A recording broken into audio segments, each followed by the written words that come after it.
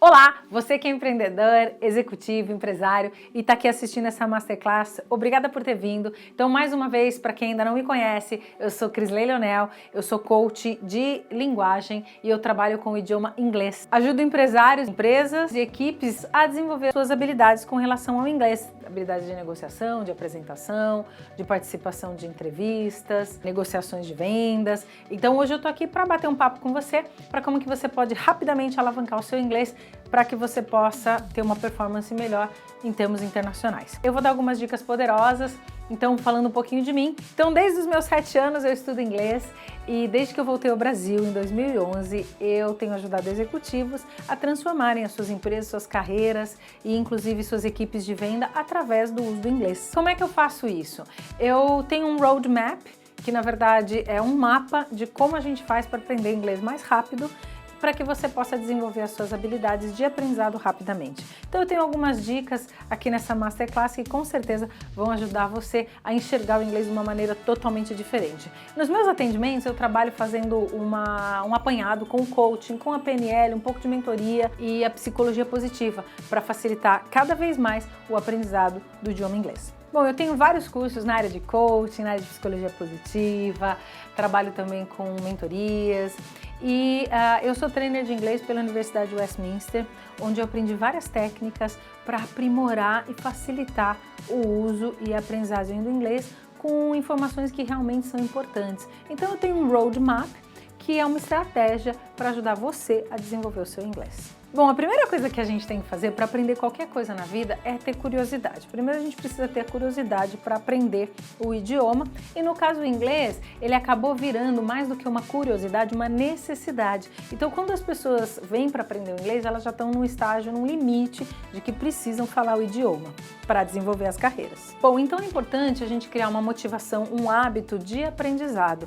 E antes da gente começar a aprender, toda vez que a gente vai entrar numa aula ou vai ler alguma coisa em inglês, vai fazer algum exercício, vai assistir algum filme em inglês, a gente tem que colocar a nossa mente no estado e modo de aprendizado. O que é isso? Isso funciona não só para inglês, mas para qualquer outra área, para que você fique totalmente focado. É o estado de atenção hiperfocado, o hiperfoco, onde você vai focar naquilo que você está estudando, sem distrações. Então, desliga a internet, desliga o computador, desliga o WhatsApp, né?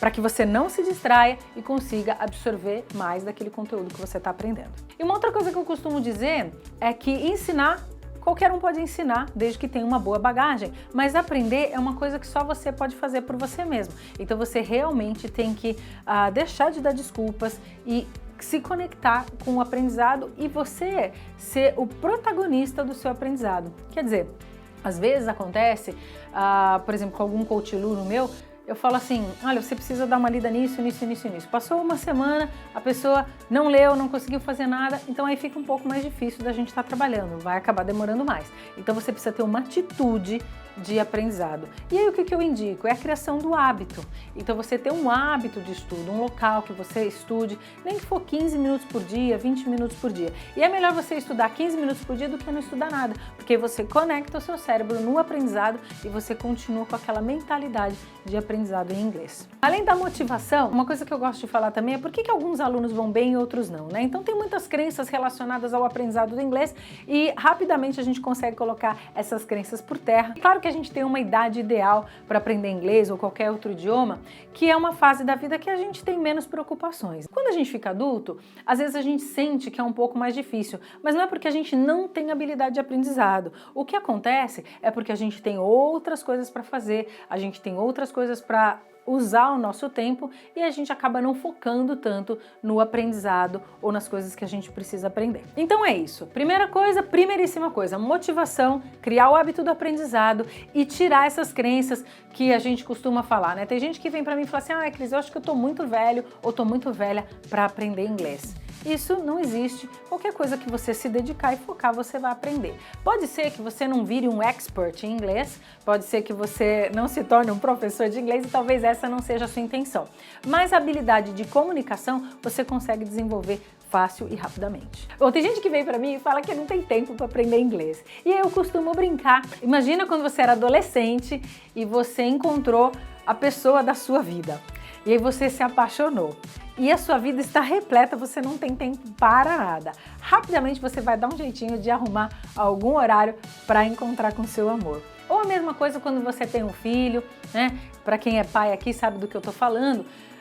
Você não consegue imaginar a sua vida antes dos filhos, e olha que eles tomam bastante tempo, dependendo da idade que eles têm, né? Então, tempo é uma coisa relativa. E uma outra coisa que a gente pode fazer é o gerenciamento do tempo. Para você que é executivo e empresário, sabe que isso é super importante e muito provavelmente você já tem muitas habilidades de gerenciamento de tempo. Então, é só você criar esse hábito e gerenciar o seu tempo para realmente estudar um pouquinho de inglês todos os dias. E esse pouquinho pode ser pouquinho mesmo. Se você conseguir conectar com o inglês 5, 10 minutinhos por dia, já é melhor do que nada. Seja numa música que você ouve, num documentário que você assista, em um blog que você leia ou alguma notícia num jornal importante do mundo, já vai ser muito importante para que você se conecte nessa informação que o inglês traz. Uma outra crença que as pessoas têm é que elas não têm habilidade de se comunicar em outro idioma. E aí eu vou desmistificar essa fala dizendo que se nós temos habilidade de falar no nosso idioma principal, a nossa língua mãe, a gente consegue se comunicar em qualquer outro idioma.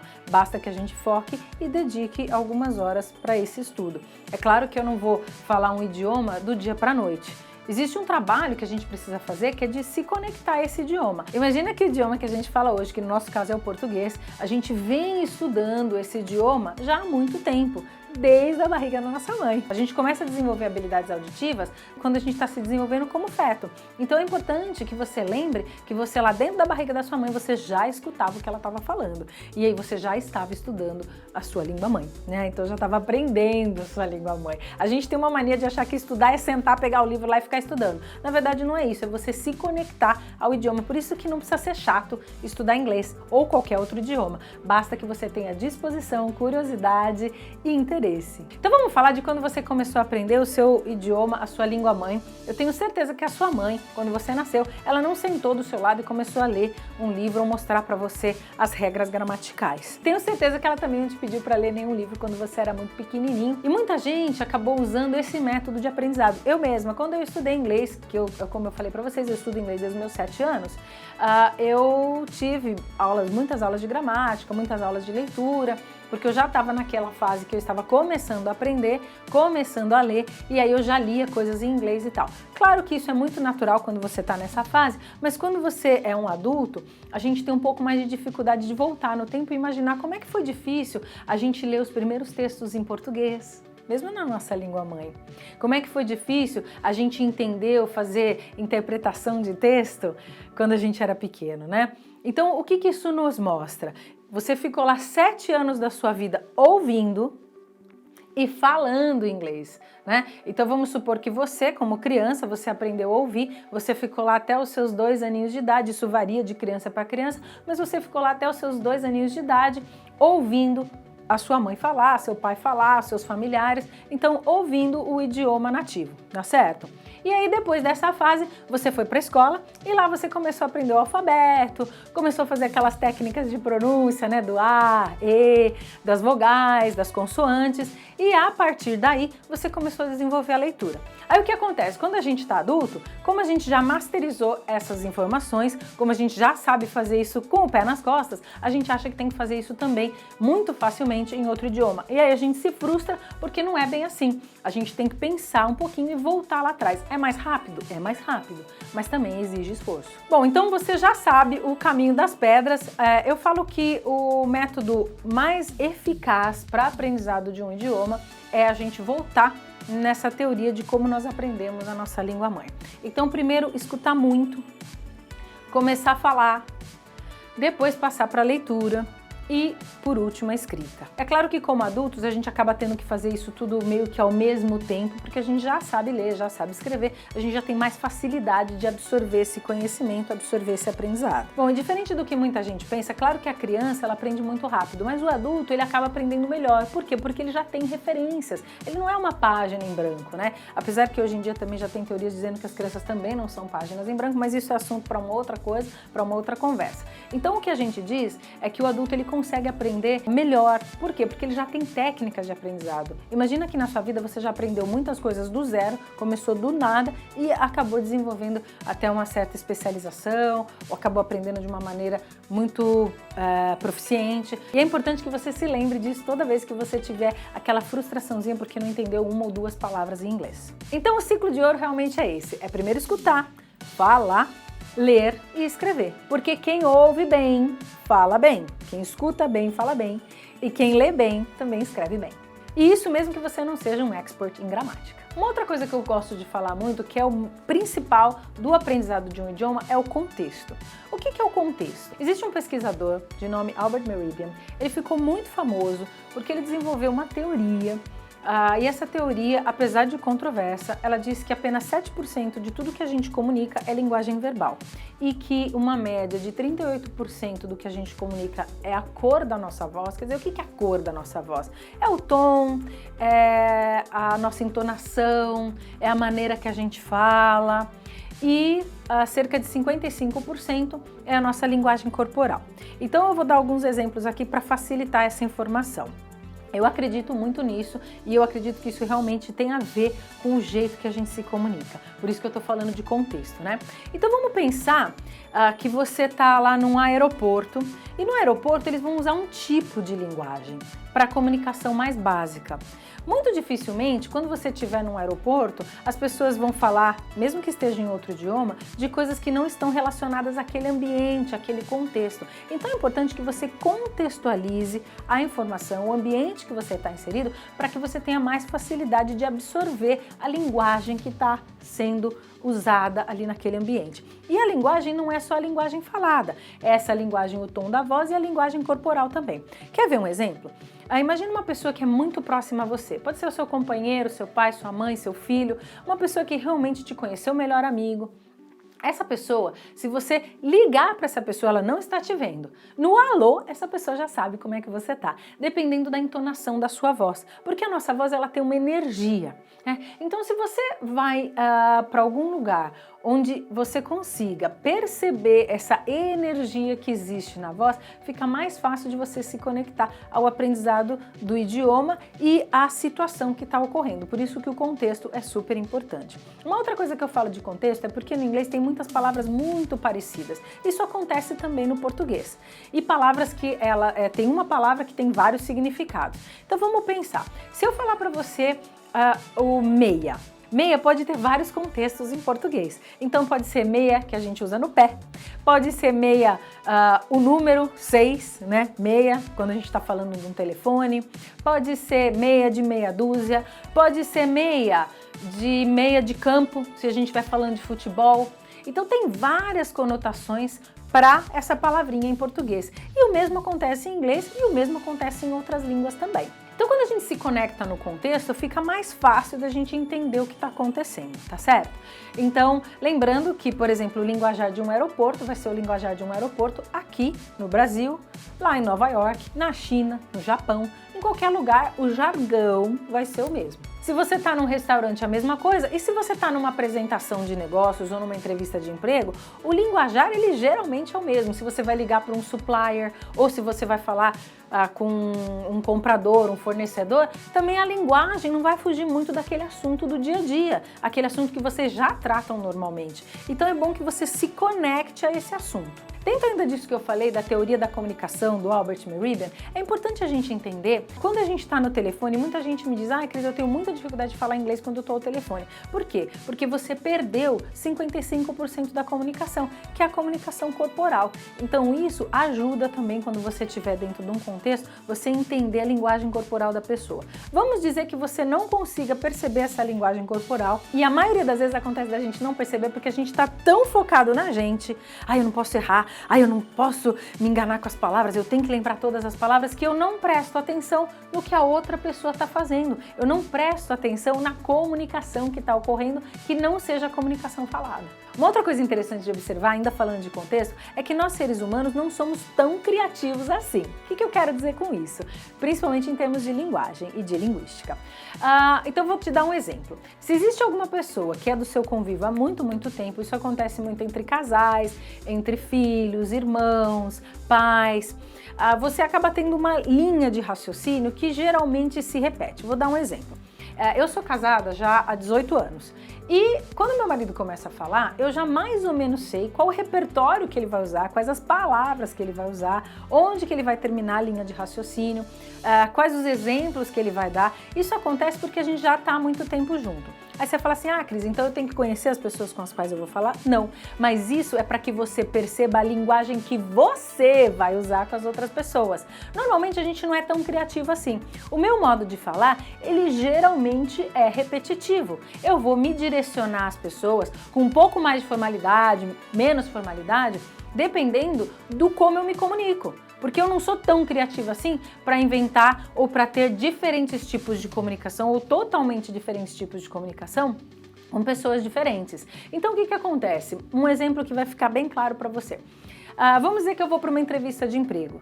Se eu tiver que falar da minha vida numa entrevista de emprego, muito provavelmente a minha vida é a mesma se eu estiver contando para uma pessoa que está me entrevistando ou se eu estiver contando para uma pessoa que eu acabei de conhecer dentro de um avião. Faz sentido isso para você? Claro que numa entrevista de emprego eu vou ter que falar um pouco mais em termos profissionais. Se eu estiver falando com um fornecedor ou se eu estiver falando com um comprador, muito provavelmente eu vou estar falando o mesmo vocabulário, vou estar usando os mesmos jargões, as mesmas informações e o mesmo modo de falar. E ainda dentro disso que a gente está falando, eu gosto muito de citar a teoria do Pareto. Bom, para ilustrar essa regra do 80-20, eu vou explicar uma coisa em termos linguísticos. Como eu sou professora de línguas, fica mais fácil eu explicar através do uso de dicionário. Bom, uma informação que eu tenho é que o dicionário de Oxford não é mais impresso, já há alguns anos. E por quê? Porque hoje o dicionário de Oxford ele teria mais de 20 volumes, cada um desses volumes com cerca de 700 páginas. Então vamos pensar um pouquinho, 700 páginas, 20 e poucos volumes, quanto de vocábulo que teria ali? Quanto vocabulário você acha que teria ali? Muito, né? Muito vocabulário. Então, eu peço para que as pessoas esqueçam um pouco dessa história de que eu não tenho vocabulário, eu não consigo falar inglês. É impossível a gente ter vocabulário de tudo para tudo, ok? É muito difícil. E aí a gente quer se comparar a um nativo. Claro que você pode chegar nesse estágio, mas aí é o que eu falei, você tem que dedicar muitas horas, muito tempo de estudo. O que eu falo para os meus mentorandos, para as pessoas que trabalham comigo? Já que não dá pra gente ser um dicionário ambulante, porque isso é humanamente impossível, o que a gente faz? A gente se apega àquela linguagem que a gente usa mais frequentemente no dia a dia. Então aí é a lei do 80-20 de novo, né? Que é aquilo que eu falei para você com relação ao vocabulário. Você vê quais os vocabulários de maior repetição na sua fala, quer dizer, o seu ativo, e o passivo são as falas que as pessoas mais utilizam. E o que é isso? Hoje, graças à internet e a todo esse Big Data, os computadores avaliando as nossas comunicações, fica fácil de saber quais os verbos que mais se repetem em inglês, quais as palavras que mais aparecem em inglês. Então a gente consegue perceber quais são as 3.000 palavras mais utilizadas no inglês, quais são as 4.000 palavras utilizadas no inglês. E se você é um falante de nível intermediário, você vai ter mais ou menos ali no teu vocabulário uma média de 3 a 4.000 palavras. E que essas 3 ou 4.000 palavras podem se transformar. Isso eu vou falar para você daqui a pouquinho. Mas nesse caso, o que eu estou querendo dizer para você é que às vezes com pouco vocabulário ou um vocabulário mínimo, você já consegue usar em 80% da comunicação. E aí os 20% que fica faltando, o que você faz? Pergunta! Eu não entendi, eu pergunto. Eu não sei o que você quer dizer com essa palavra. Olha, você pode realmente explicar essa palavra porque essa palavra eu não entendi? E fazer isso com leveza, sem achar que você é incapaz, apenas pensando, esse vocabulário eu ainda não conheço, porque existem tantos. O que a gente precisa é conhecer o básico, quer dizer, o 20% que corresponde a 80% de tudo que é falado, prestar atenção no que as pessoas estão dizendo, na linguagem corporal, no tom da voz delas, perceber a linguagem quando ela está sendo falada e basicamente focar naquilo que a gente consegue focar, que é o nosso próprio vocabulário e o jargão jargões que a gente mais usa no dia a dia. Uma outra coisa que é muito importante a gente perceber é o que eu falei, é o tipo de linguagem que está sendo usado. Então, vamos pensar que inglês que a gente está se associando. Nós, como estrangeiros, acaba ficando muito mais fácil para a gente aprender aquele inglês um pouco mais formal. Por quê? Porque é um inglês que não tem erro. Existem 3 níveis de inglês, por exemplo, no estudo da língua inglesa na Inglaterra. Você tem a Received Communication, que é a comunicação da rainha, é aquela comunicação correta, pausada, com todas as palavras bem pronunciadas. Essa é a Received Pronunciation. Aí você tem a Estuary Communication, que é uma comunicação que tem esse nome porque são as pessoas que moravam ali nos arredores do rio Tâmisa, e essas pessoas desenvolveram um hábito de falar que é um hábito parecido com uma linguagem de classe média. São pessoas que tiveram a oportunidade de estudar, de falar um inglês mais correto, mas que também misturam o inglês um pouquinho com gíria. De vez em quando essas pessoas falam de uma maneira um pouco mais não polida, né? Então isso aí acontece também na língua inglesa, assim como no português.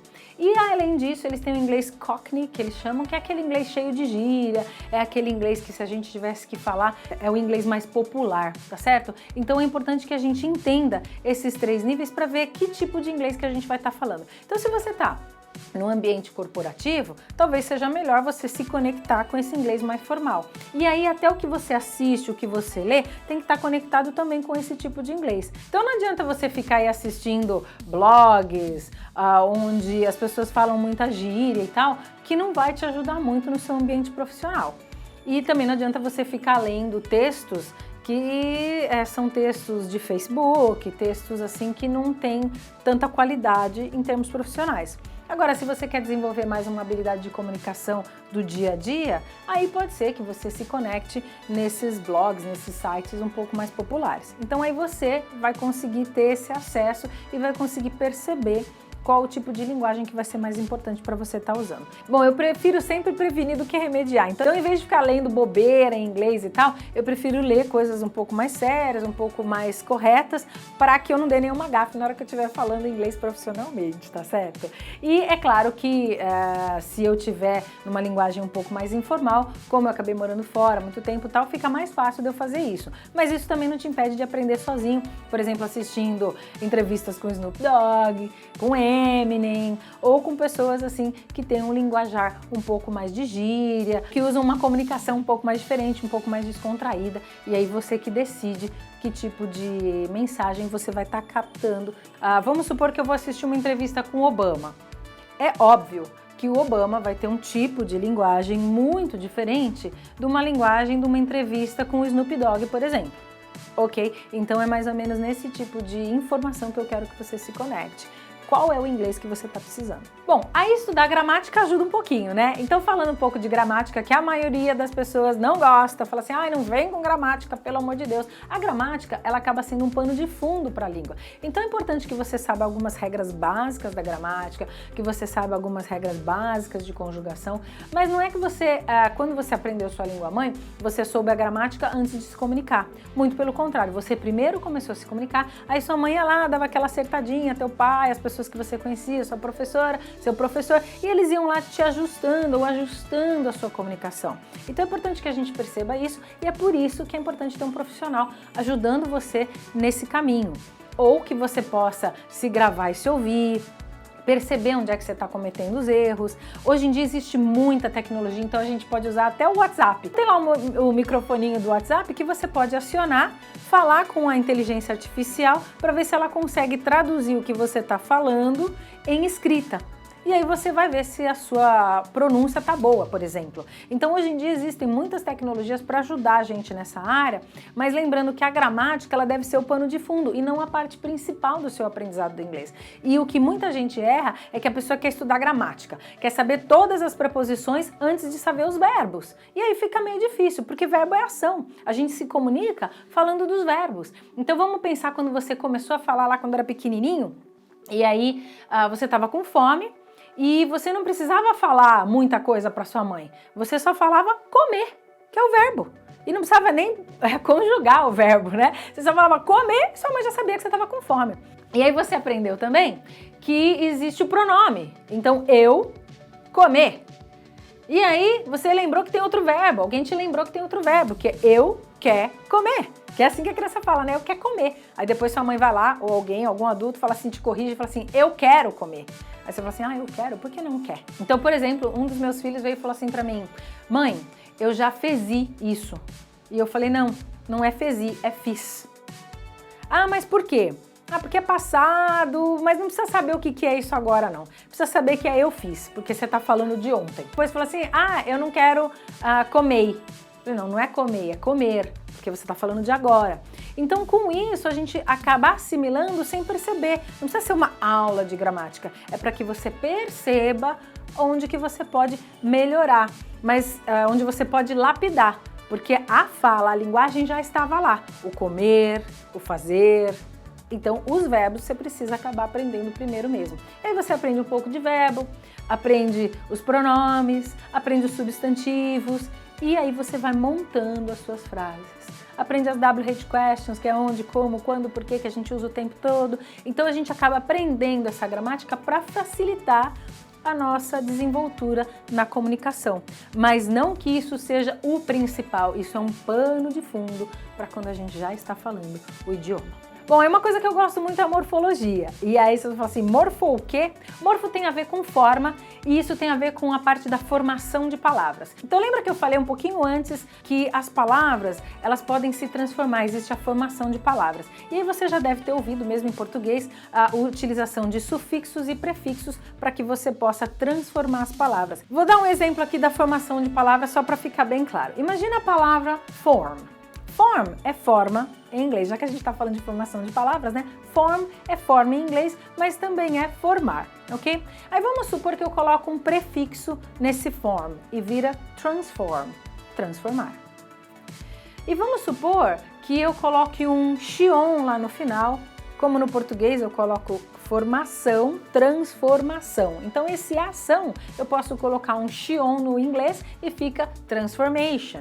Então ali de uma palavra eu acabei sabendo mais 3. Então se você tem um vocabulário básico de mais ou menos 3 ou 4 mil palavras, você consegue pela lógica, pela dedução, transformar essas palavras. E através da transformação de palavras, em vez de um vocabulário lá de 4 mil palavras, 3 mil palavras, você acaba tendo um vocabulário de 10 mil palavras. Olha que mágica que é isso. É a rapidez para que você consiga transformar o seu vocabulário. E isso é chamado de morfologia. Bom, aqui a gente está dando uma pincelada, né? Mas eu tenho uma aula lá no meu canal onde eu falo só sobre morfologia, eu falo de cada um desses assuntos separadamente, para que fique mais fácil da gente entender de tudo isso que eu tô falando. Aqui eu só tô dando uma pincelada no trabalho que eu faço já com empresários e empreendedores no meu dia a dia. Bom, então pegando o gancho com essas palavras que a gente usou, então communication, formation, transformation, education, ok? Eu gosto de ajudar os meus alunos com um fato que é baseado na história. E aí, categoricamente, eu consigo afirmar para você que 40% do idioma inglês ou mais vem do latim. O que eu quero dizer com isso, né? Que se a gente olhar com carinho para as palavras, elas acabam tendo uma escrita muito parecida com a escrita do português. Elas lembram muito o latim, porque muitas das palavras inglesas, elas têm origem no latim. E por que isso? Porque durante o período onde a Inglaterra estava se formando, estava se colonizando e tal, eles tiveram a ocupação romana, tiveram a ocupação francesa, e esses povos traziam línguas oriundas do latim, ou o próprio latim, no caso dos romanos. Então o que aconteceu? Quem falava esse latim? Era a nobreza, era o clero, né? Então as pessoas ricas e importantes daquela sociedade. Então acabou que o inglês latim, o inglês que vem do latim, ele acaba sendo aquela linguagem mais formal, mais rebuscada, é uma linguagem mais bonita. É natural que o brasileiro, quando está falando inglês, ele tem aquele inglês mais acadêmico, um inglês mais sofisticado. E isso já é muito bom, principalmente se você está procurando falar inglês em termos profissionais. A maior dificuldade que a gente tem com essas palavras que são oriundas do latim, esses 40% e às vezes até mais, dependendo do texto, se for um texto mais acadêmico ou um texto mais técnico, muitas vezes tem até mais palavras que são oriundas do latim. Então como é que a gente faz para ajustar a nossa linguagem com relação a esses 40% do inglês que a gente praticamente já sabe? A gente já sabe como usar essas palavras, a gente já sabe como usar num contexto, a gente já sabe mais ou menos o significado, porque elas são parecidas com o português, nós já sabemos ativamente colocar essas palavras na nossa fala. E aí o que a gente tem que estudar dessas palavras? Principalmente a pronúncia, que é onde muitas vezes a gente vai engasgar. Vou dar um exemplo aqui dessa dificuldade que às vezes a gente tem com a pronúncia das palavras cognatas. Vamos pegar a palavra product, por exemplo. Então, a palavra product, a sílaba tônica é no pro em inglês, então product. Já no português, a sílaba tônica é no produto, é no do. Então, muitas vezes a gente vai acabar querendo fazer uma mímica da pronúncia que a gente já tem em português, e é aí onde a gente erra. Então, o que a gente tem que estudar das palavras cognatas? A pronúncia. Porque o resto a gente já sabe, onde usar, como usar ativamente, em que tipo de contexto que ela aparece, como transformar essa palavra, a gente já acaba tendo facilidade com isso, então a gente acaba aprendendo a pronúncia mesmo. E dentro disso que eu tô falando, aí a gente tem que pensar nos false friends, que são os falsos cognatos, ou seja, são as palavras do inglês que parecem com alguma palavra em português, mas que na verdade não tem nada a ver com a tradução se a gente for tentar traduzir. Então, por exemplo, a palavra actually.